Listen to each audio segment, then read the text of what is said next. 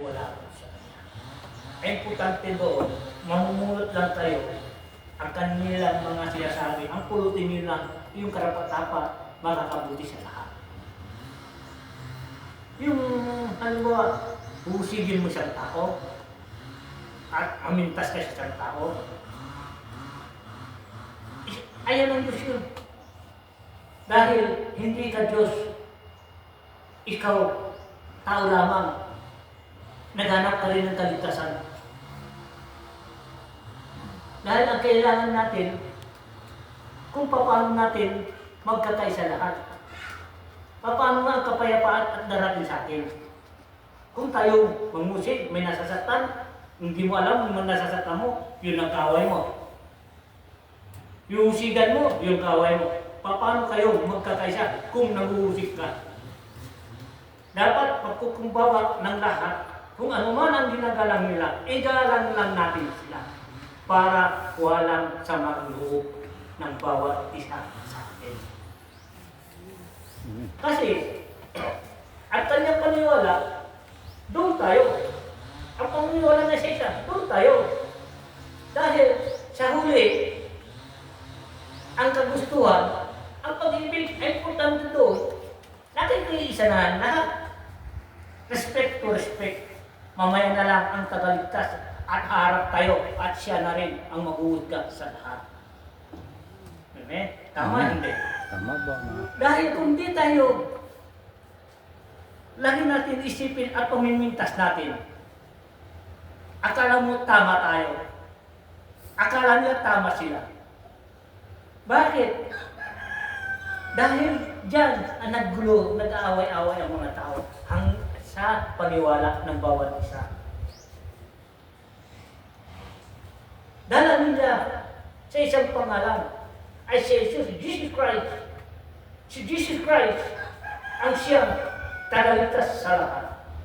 Kung ikaw ay dala mo si Jesus Christ, dapat tayo magkakaisa. Huwag tayo maghusga, huwag tayo maglait, huwag tayo mamintas dahil ayaw ng gusto ng Diyos yun. Yan. Ayaw ng Jesus Christ at mamintas ka. Dahil lahat kayo aking pangalan, bakit di kayo magkakasundo? Bakit? Ano ba ang kailangan ng bawat isa para kayo magkasundo? Dala-dala ninyo ang tagaligtas ninyo sa pangalan ko. Kung kayo ay hindi nagkakasundo, paano nyo masasabi, ako ba ay nasa inyo? Sino ba ang totoo sa inyo? Kung hindi kayo magkumawa parehas. O, ang tanong doon. Halimbawa, si Panoy, ang kanyang dala, si Jesus Christ, si Budito, Jesus Christ, iba-iba ang kanilang religion. Ang sabi ng isa, kami ang tunay, kami ang tagaligtas, kami ang masunurin sa Diyos. Ang sabi ng isa, kami rin ang masunurin at kami ay ligtas. Dahil lahat kayo sinasabi ay ligtas. Paano kayo maging iligtas ng Diyos kung hindi kayo magkakasundo? Ang tanong, halimbawa si Mami, siya ang Diyos. Sila sa pangalan ay dala-dala ninyo, kayo hindi nagkakasundo. Sinong pipiliin sa inyo ngayon?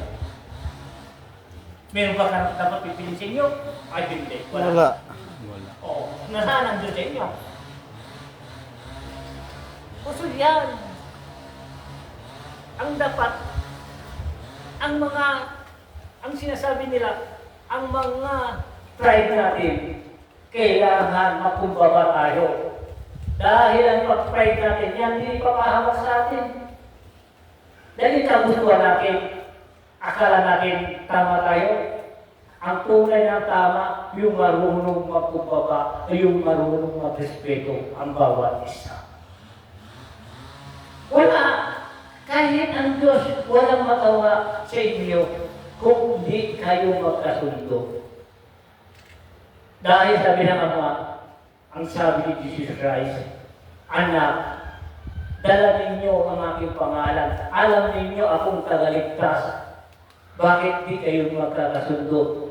Sabi ninyo ako tagaligtas. Kayo mismo, paano ko kayo iligtas ang dalawa. Kung kayo din nag-aaway dalawa, di kayo marunong magkumbaba.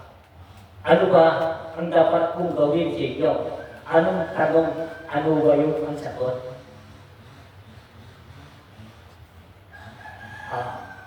Halimbawa si Kalinda. Mami, ibig kang ready. Isa pangalan ang dala.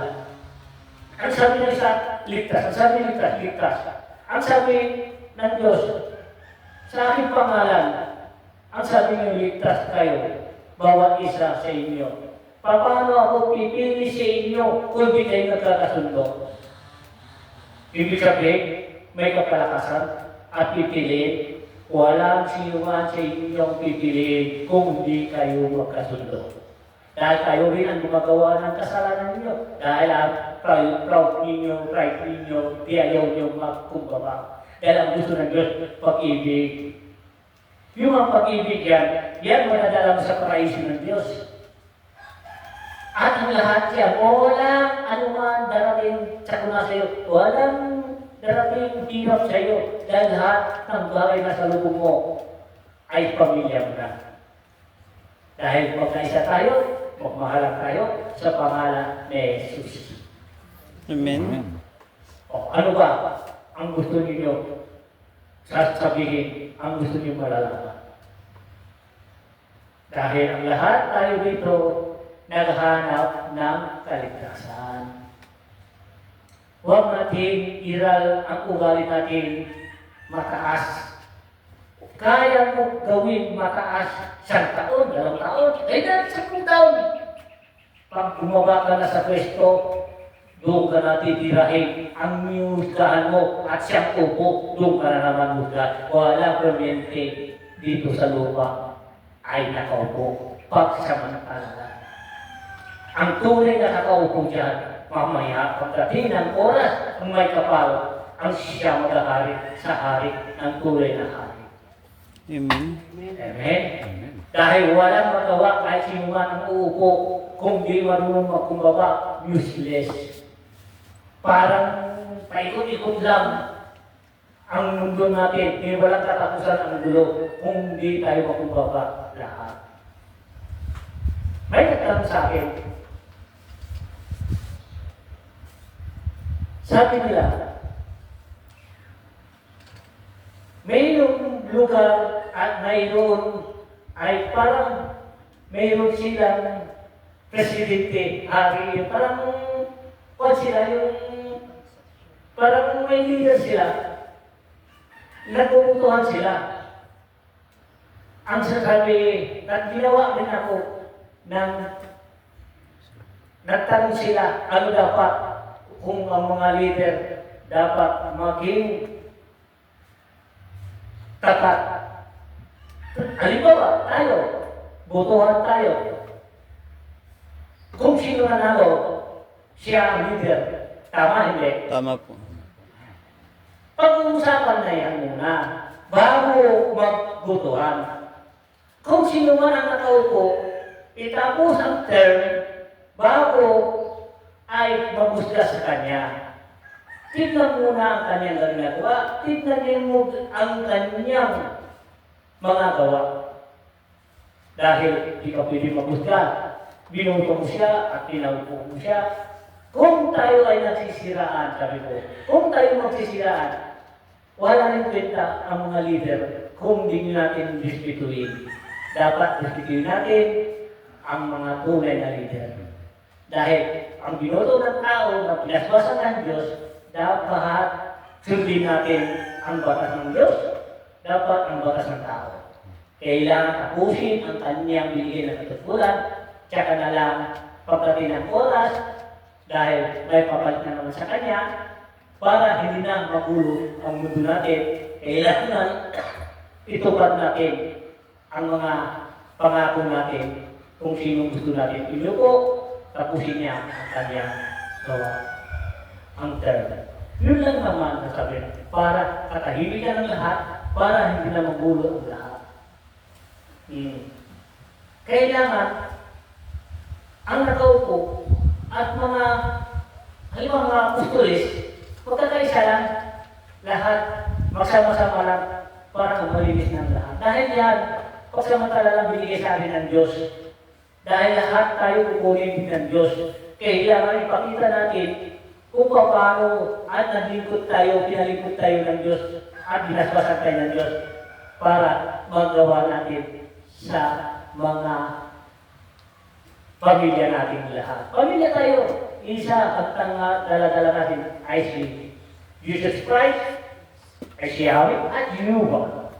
Isa na, kanya-kanya lang ang mga pangalan dinadala ng bawat isa sa atin. Amen? Amen. Di ba?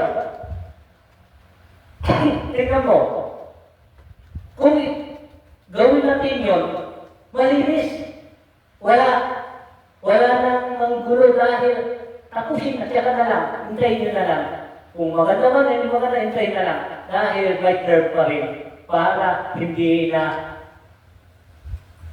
sabi nila, mabulabog ang kanyang binigay ng katungkulan. Sayang ang paniwala natin ng bawat isa natin. Kailangan ibigay natin ang nakaupo dahil binoto ng tao at binoto ng Diyos. Pinaspasan ng Diyos. So lahat yan, walang posible sa imposible sa Diyos. Yun ang tanong sa akin, yun ang sagot ko sa Kanya. Basta na sa akin, kung sinong tama, kung ako. Dahil wala ako kinapagpihan, wala akong baliwalay, mahal ng lahat, mahal ko silang lahat. Kasi importante, sabihin ko, kung ano man ang simula, dapat tapusin niya hanggang sa huli. Huwag tayo ay magdamdam ang bawat isa. Yun ang sinabi sa akin ng isang leader. Doon sa Boston, Bulacan, hindi sila nagkakasundo. Yun, ang gusto ng Ama, inom muna tayo. Sorry.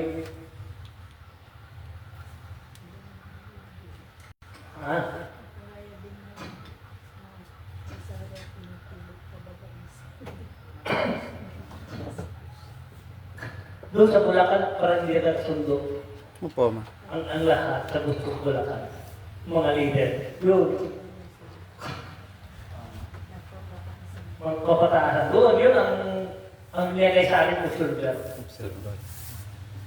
Doon ko at sinabi, dapat tapusin muna ang kanyelang termino. Huwag natin husgahan siya dahil magsisimula pa lang. Hindi pa siya nagsimula, inusgahan natin na siya. Kailangan nga pag bagong luklok ang pinuno, pakinggan kung ano ang kanyang ano yung kanyang gagawin ni. Kontra doon, kontra dito. Sabi ko, kasi ngayon tinanong niya sa akin, di ba? Tama po. Ama Eden, ano ba dapat namin gawin? Ang unang tumayo doon, direktor ng EBI. Ang sabi niya, pwede ba ako magsalita? Tama yan. Tama po. Ngayon, sabi ng puno pastor doon, pwede. Ngayon, pinasa sa akin. Ngayon, sabi na pwede ba ipasa natin doon na Amaiden? Doon ako nagsalita. Sabi ni punong pastor nila, Amaiden, paano ito gawain namin halos di kami nagkakasundo? Sa tagal ng panahon. Sa tagal ng panahon, hindi kami nagkakasundo. Sinabi sa akin yun. Sabi ko, kung pagsalitain niya ako, sagutin ko yan. Ang tanong, ano po ang dapat namin gawin?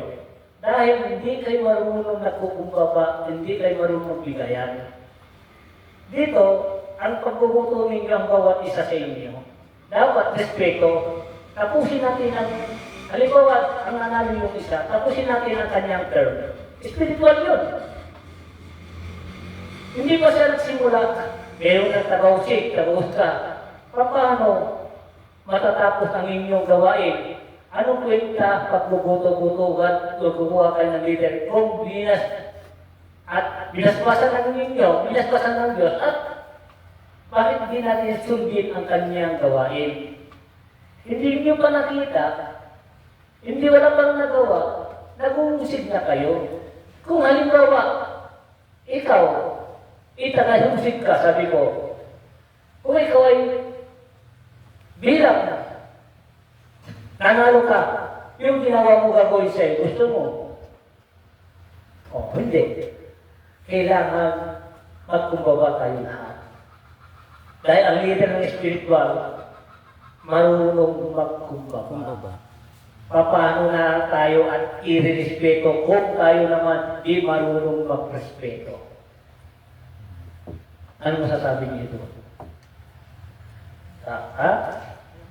Ang sabi ko, ngayon, para masaya ang mga grupo at itong tuloy ang inyong mga gawain, irespeto ang bawat isa. Ang bawat isa sa inyo. Yun ang sinabi ko. Ngayon, matapos, mga kalating oras sa kanila ng salita ko, mayroon dumating sasakyan at Alis na.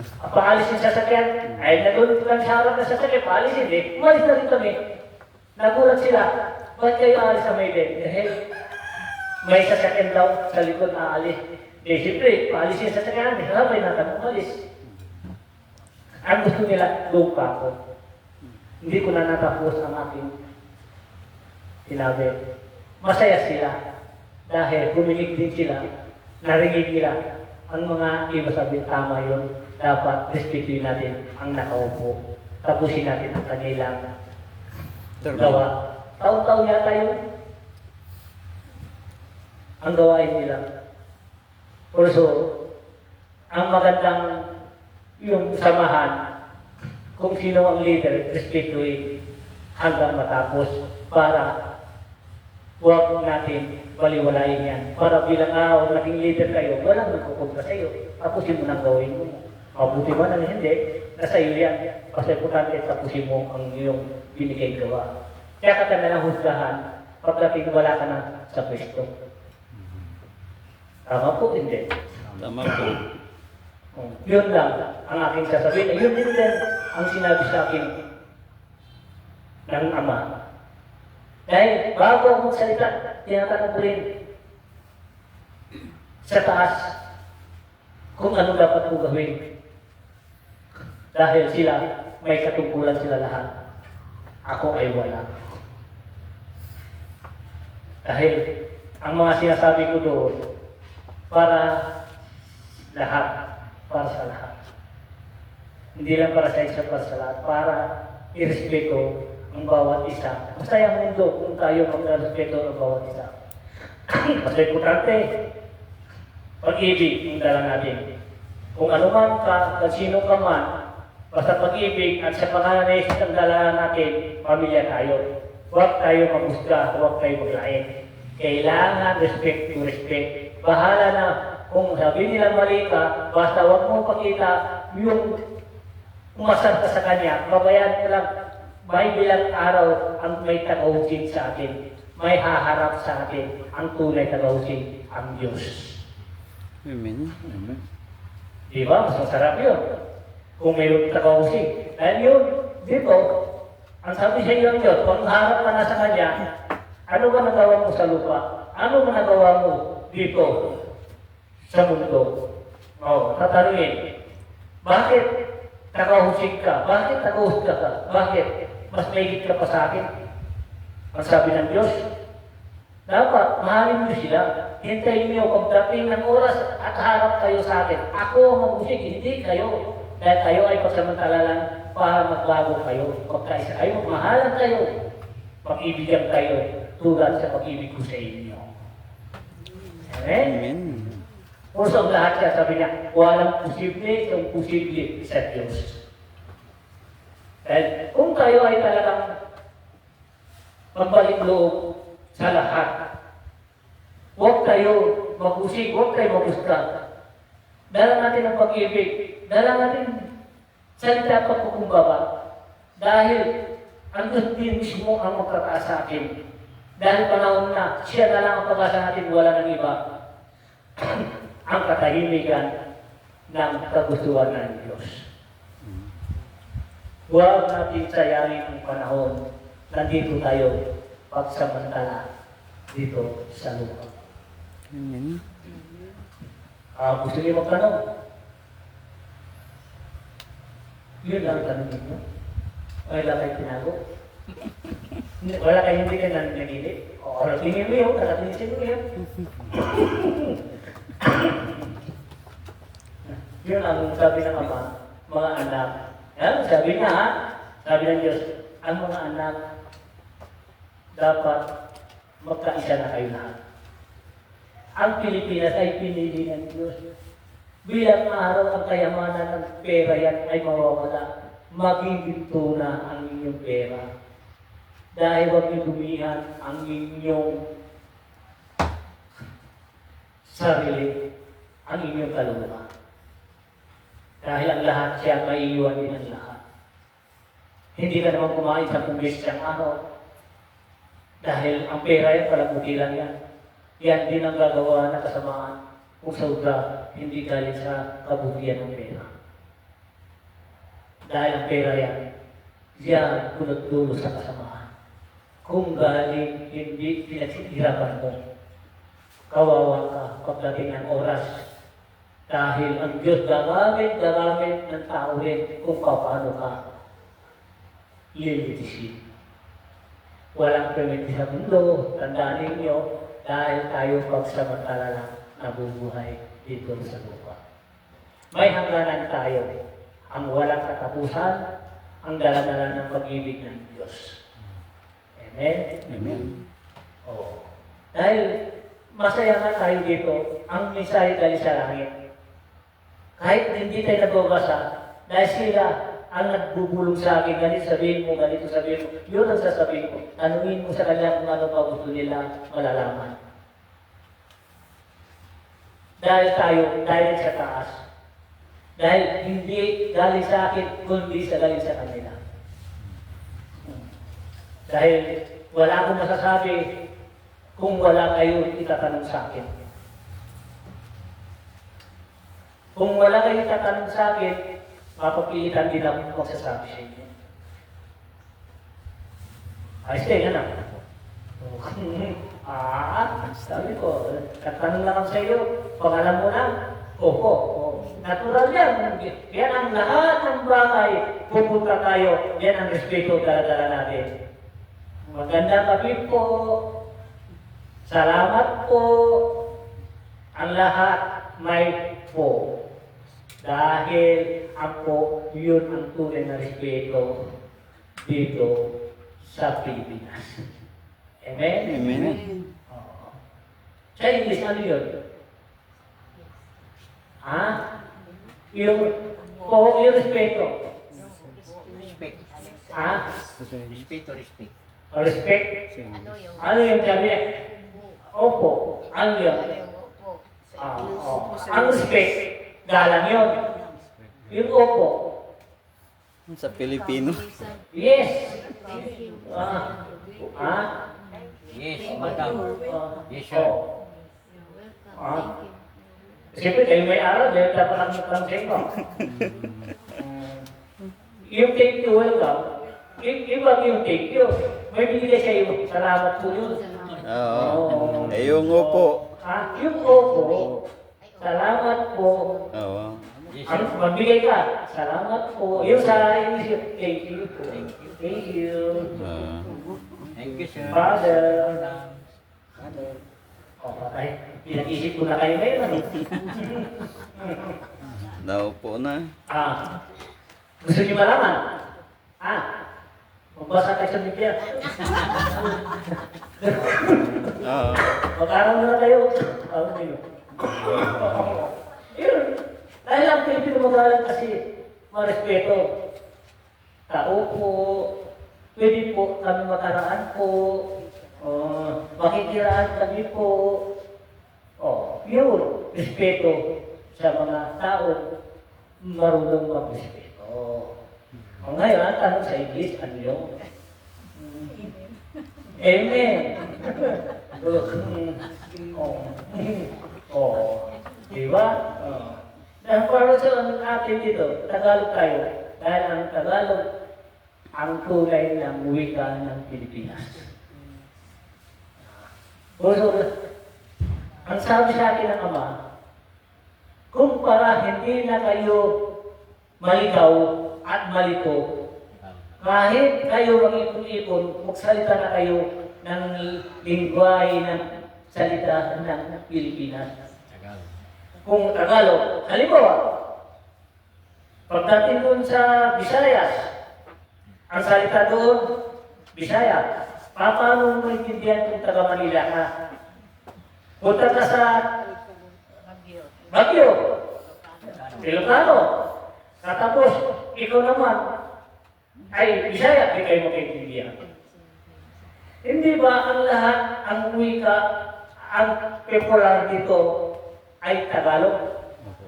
Tagalog. Para wala nang maligoy-ligoy dahil iba-iba ang ating salita, iisa lang naman ang gusto natin malalaman. Kahit wala siyang aral, Tagalog para ang maintindihan niya.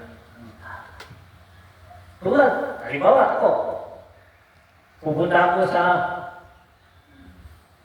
Ilocos. Tapos ang papasok ka ng templo nila, ang simbahan nila, ay Ilocano. Ngayon, di mo alam, naghintay ka lang tapos na. Ngayon, mayroon nagtanong sa akin, Abay din, alam mo ba ang kanilang sinasabi? Malalaman ko rin yan sa huli. Amen. Ha? Amen. Doon sa Bisaya. Yun. Ito si Mami. Ano doon si Mami Ilocano? Ilocano. Ang leader ko, Ilocano? Brother. Kami daw si Ano di marunong? Sa bandang huli, ano ang natapos? Salamat po sa Diyos. Sabi, yun ang naintindihan po natin pa. Yung, Salamat po sa Diyos. salamat po sa Diyos. Yun ang tunay na intindihan sa lahat. Yun ang naintindihan sa lahat. Yun ang sinabi ko sa kanila. Mga Rizalista sila. Ang sagot ko, ano bang salita ni Rizal? Tagalog. Ilocano. Di ba? Tagalog na si Rizal. Ilocano. Dapat ang Tagalog popular sa buong Pilipinas. So, kailangan natin mag-practice ng Tagalog. Dahil sa buong Pilipinas, kung Tagalog ang pinag-uusapan, magkakaintindihan niyan lahat. Dahil ang mga eskwelahan, ang mga teacher, Tagalog at tinuturo sa mga bata. Dahil ang dialogue natin ay Tagalog. Mahal natin ang wika natin, bansa. Kung di marunong magmahal sa wika, ang amoy ay Lansa. Lansa. kayo lang yan. Wag nang madamay. Amoy na naman. Dahil alam nyo yun, di ko alam. Alam ko lang. Dahil mahal ko ang wika.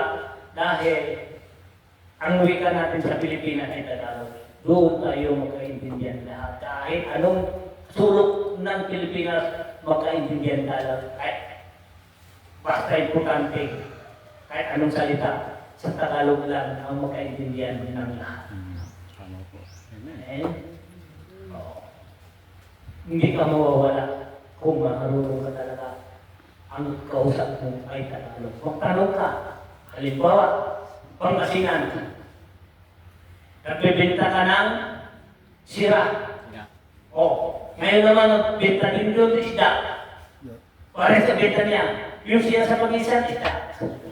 Dito sa Tagalog, isda. Ang sabi niya, huwag kang kumabi sa akin. Sinasabi mo, sira ang isda natin. Walang bibili. Dahil, Pangasinan yun.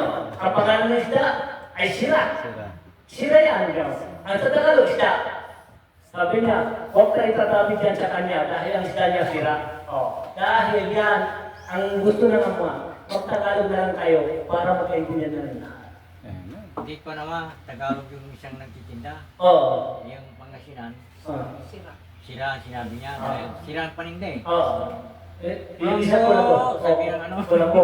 Sabi na sila. Sira, Oo. sinasabi sira Oo. ang paninda. Di mag-aaway sila. Kurso, ang lahat yan sabi ng ama, bakit hindi kayo magkaisa? Pwede yung magsalita sa inyong salita sa bahay lang, kung sa labas, Tagalog. Tagalog. Tama po. Hindi naman kayo pagbabawalan. Sa publiko, Tagalog. Pagdating doon sa lugar mo, sa bahay mo, kung kayo-kayo lang, pwede kayo magsalita yung salita ninyo. Yun, para makaintindihan ng lahat. Minsan, kung hindi mo kaintindihan, ay minsan iiwas. Iiwas sila. Dahil hindi nila maintindihan ang inyong salita. Akala nila masama. Yung pala, masaya para yun. Sa tingin ay iba. Doon nag-aaway-aaway ang iba-ibang salita. Tama po. Amen? Amen. Kung sa lahat yan, walang imposible sa Diyos. Sabi na naman sa akin, halimbawa, doon tayo sa Ilocos, kung ikayo ay papasok sa mga simbahan ng salita ng Ilocos, ng Ilocano, paano ka papasok sa simbahan? Wala kang maintindihan ang kanilang sinasabi. Ikaw ba, gusto mo pa papasok? Ay, hindi na. Dahil di mo yun. Kung Tagalog ang pinag-usapan yan, ay masaya ang lahat. Maintindihan at mamumulot ng aral salita ng Diyos. Tulad na, mayroon din sa simbahan, mag-English. Ha? Mag-English yan. Paano yung tao di marunong mag-English? Hindi ka rin maintindihan. Dahil Pilipinas tayo.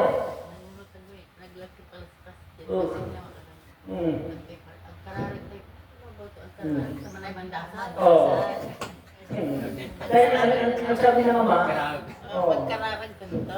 kasi ang dapat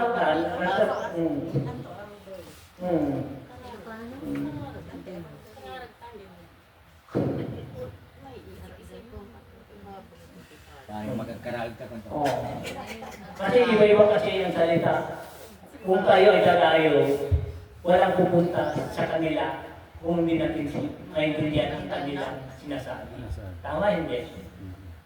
Basta, halimbawa, templo ng Diyos, kung anong wika, kahit sa lugar nila, magsalita sila ng salita ng wika natin sa Tagalog. Para maintindihan ng lahat.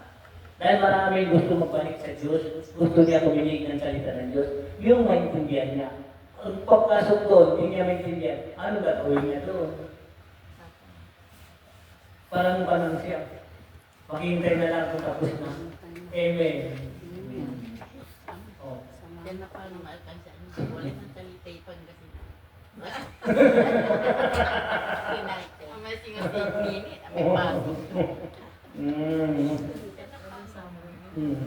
Oh. Yun ang bagay ay isipin ng mga bagay dito sa mundo natin para magkakaisa na tayo lahat. Hindi naman sabi ng Ama, hindi ko naman pinagbabawal sa inyo kung doon sa aking tahanan at maraming iba-ibang klaseng tao at kailangan sa Pilipinas, sa ibang bansa, mag-aral ng salita ng Tagalog. Dahil Pilipinas tayo, sa Amerika, kung bago ka pumunta doon, dapat marunong ka mag-English.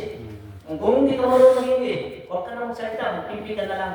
Gisnan na lang. Dahil hindi mo rin naintindihan sabi mo, hindi mo rin naintindihan. At yung kan na lang, yung sign na kamay na lang, kung gutom ka, gano'n. Sinyas mo yung tiyan, haplos-haplos na. Dahil ang lahat yan sabi mo, marami din ang mga tao, kahit may aral, mahina mag-English. Hindi lahat. Mapalagi lumaki ka sa Amerika. Dahil, kung Pilipinas, Pilipino, ang Tagalog, ang kanyang wikang salita. Sa Amerika, ang wikang salita nila ay English. Pagdating sa Mexicano, ang kanyang salita, Mexican. Pagdating sa Walo, Ang salita doon, tausog. Tausog. Pagdating sa Zamboanga, Zamboanga inyo, Kabakano, o Kastila. sa hulo, no. Dahil ang lahat yan, sabi niya, iba-iba ang kanyang salita. Kung tayo ay magdating sa mga dasalan na magkaisa na, dahil iba-ibang lingwahe natin, bakit hindi na iisa na lang ang tunay na lingwahe yun inilantad doon sa salita ng Diyos para maintindihan ng lahat. Hindi yun lugar mo lang ang nakakaalam. Ang salita ng Diyos, freedom sa lahat yun. Gusto mo kuminig ang salita para magkakaisa ang lahat. Ang dala natin ay pag-ibig. Tignan mo, kung tayo ay magkakaisa, wala nang patayan. Wala na, matakot na tayo dahil mayroon tayo katakutan. Dahil may pangarap tayo ay babalik tayo sa Kanya. Dahil sa Kanya, ang tunay natin kaligtasan ay si Jesus Christ. Amen. Puso, ang dala natin ngayon ay pag-ibig. Puso, sinabi na ang mga yan para lahat ng tahanan ng Diyos ang pagsasalita ay Tagalog para kahit may pamasok na iba-iba ay lingwahe ay dala nila dito lang sa Pilipinas, alam nila mag-Tagalog. Doon pumunta ako sa Ilocos, sabi na Ilocano, ay doon lang kami. Inaantok na ako dahil hindi ko din alam ang sasagot doon. Sabi niya, alam mo, alam ko na. Sabi namin, Eme, yun, alam ko na, Eme na alam, pagkatapos na yun. Tawang-tawa, ano sabi nila? Mon? Baka naman kami ng Tagalog. Tagalog. Po, ma. Tapos bili na kami ng Biblia rin namin Tagalog. Biblia ng Tagalog. Sabi ko, tandaan ninyo, anong wika natin, yun natin isalita. Dahil itong salita natin, sa lugar natin lang yan. Kung gusto mo tumanggap mga bisita, ano ang dala-dala nilang salita? Ang number one, ang kalam ng lahat ng salita ay Tagalog. Para magkaintindihan na ang lahat. Amen? Amen. Oo. May sasabihin pa kayo.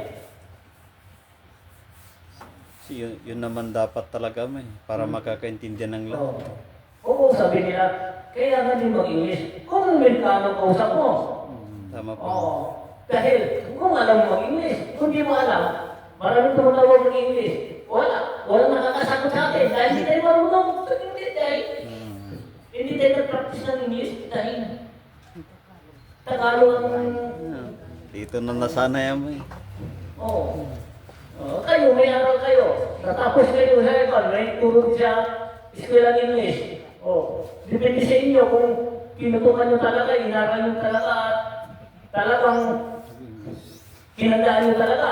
Ay hindi nyo mawawala kung ngayon lang nalalaman, pagbukas wala na. Ano? Maraming ganyan, ano? Tumanda man, nawala yung kalaman. Tingnan mo. Kung lahat na sabi ng mga ay maganda kung magkakaisa kayo ng paliwanag na kaintindihan kayo ang Tagalog. Amen. Ikaw ba baka may sasabihin ka? Wala. Kasi yung Mamulit ka lang ng aral ng salita. Ano sa tingin mo? Maganda ba yun? O hindi? Maganda po, tulad din nung first time ko dito sa Pangasinan. Oo. Dito, nasama niyo ako sa simbahan. Oo. Yung sermon ng pare, Panggalatot. Oo. Kandara pa ako kung paano gunawain yung sinasabi. Dahil hindi mo maintindihan. Apa?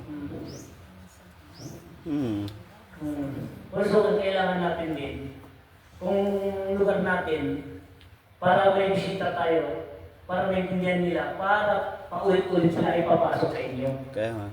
Okay. Kung papasok, masusunod, di na papasok, di ko naman maintindihan ang kanilang sinasabi. Ang sinasabi nila, para sa kanila lang, walang di naman silang natisya sa atin dahil di natin alam ang kanilang sinasabi. Mabuti man, hindi maganda. Bakit po natin, di wala kami alam dyan. Hindi matulungan tayo. Ganun. Tama hindi. Ikaw na, tama yan. Matulog na, hindi mo hindi na. Also, lahat yan, Tagalog ang kailangan, ang wika, dala-dala ni Rizal. Ang dala ni Rizal Tagalog, yun, ang tunay ng para magkakaisa ng lahat. Ayan. Wow. Tama. Very good. Maraming salamat ulit na itong araw binigay sa atin ng Diyos. Maraming salamat. Lord, manuman ang bagay at ginawa ang iyong mga araw dito. Maraming salamat sa inyo sa pangalan ni Jesus. Amen. Amen.